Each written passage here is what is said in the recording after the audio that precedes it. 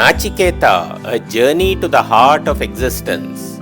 The California highway glistened in the sunlight as we drove along Interstate 580. In my hand, the worn pages of the Puranas held a captivating story, a secret waiting to be unveiled. As a storyteller, I loved sharing these adventures with kids, and today was no different. Could I capture their imaginations and whisk them away on an enchanted journey with this tale? I took a deep breath. The steady hum of the car filled me with a familiar nervousness. Storytelling was a bit of a gamble and a balancing act to keep them interested and curious. Today, the tale of Nachiketa, a brave young boy who went on an amazing adventure, seemed like the perfect fit. In the ancient land of India, amidst verdant landscapes, resided a wise sage named Vajashrava. His son Nachiketa was renowned for his sharp intellect and insatiable curiosity.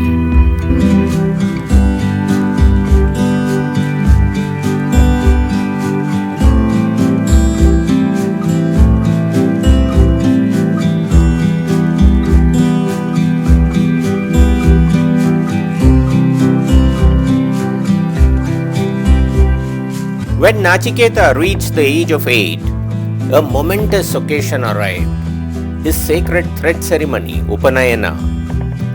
This marked the beginning of his formal education at the Gurukula, a traditional institution where students resided with their teacher, Guru, and learnt various subjects including scriptures and moral values. One of their daily duties at the Gurukula involved tending to the cattle. As Nachiketa observed these animals, he noticed some were frail and elderly. This sight deeply troubled him, stirring a yearning to understand the inevitability of old age and its accompanying decline. One of the boys, seeking to comfort him, spoke of a place called heaven, a realm free from suffering and the ravages of time. This revelation sparked a fire within Nachiketa, igniting a desire to unravel the mysteries of life and death. One day, a stark realization struck Nachiketa when he found a lifeless cow amongst the herd. He inquired about its fate, and the other boys explained the concept of death and the possibility of an afterlife. Yearning for deeper understanding, Nachiketa approached his guru. However, his guru hesitated to answer this complex question, suggesting that such truths were best discovered through personal exploration. This response only intensified Nachiketa's curiosity. He yearned to know more about this fabled heaven and the paths to attain it.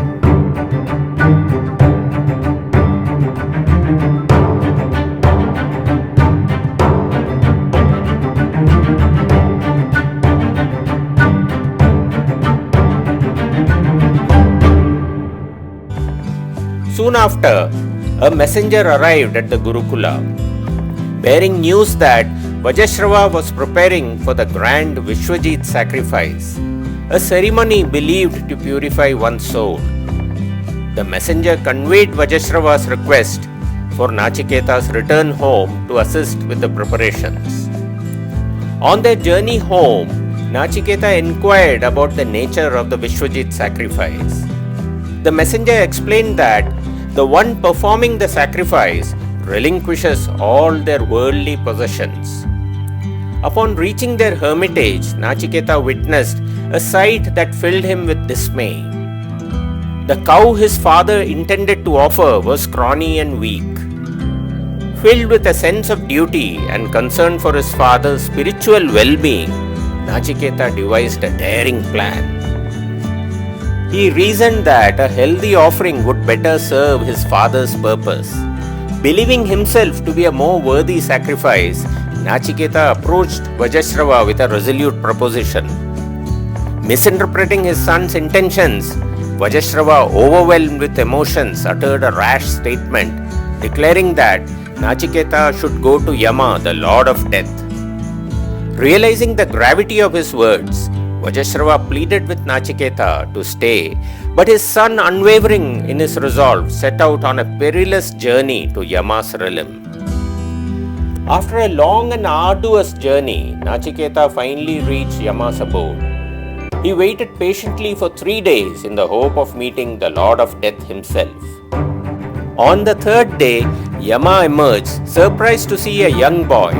He inquired about Nachiketa's identity and the reason for his wait. Nachiketa, with utmost respect, introduced himself and explained his purpose: to seek knowledge from the very source. Yama, deeply impressed by Nachiketa's unwavering determination and sincerity, acknowledged a lapse in hospitality. As a gesture of amends, he offered Nachiketa 3 boons. Nachiketa, ever selfless, used his first boon to mend the rift between him and his father, ensuring peace and harmony upon his return. For his second boon, Nachiketa expressed his desire to learn a sacred fire ritual that could lead to a life of fulfillment. Yama, recognizing Nachiketa's pure intentions, gladly imparted the knowledge of this ritual, which henceforth became known as the Nachiketa sacrifice. Finally, Nachiketa approached the most crucial question that had fueled his journey: the nature of life after death. Yama, initially hesitant, attempted to deflect the question, offering Nachiketa worldly treasures instead. However, Nachiketa remained steadfast in his pursuit of knowledge. Recognizing Nachiketa's unwavering dedication to truth, Yama revealed the profound secrets of life and death. He explained the existence of 2 paths: the path of wisdom, leading to self-realization and liberation from the cycle of rebirth, and the path of pleasure, perpetuating the cycle of suffering. Yama elaborated on the nature of the self, distinct from the body, and emphasized the importance of controlling the senses and conquering desires to attain true liberation. Enlightened by Yama's teachings on the immortal self and the path to liberation, Nachiketa returned home. A newfound radiance emanated from him, noticed by his overjoyed father, sage Vajashrava. As Nachiketa matured, his fame as a seeker of truth spread. Many flocked to his hermitage, drawn to his wisdom.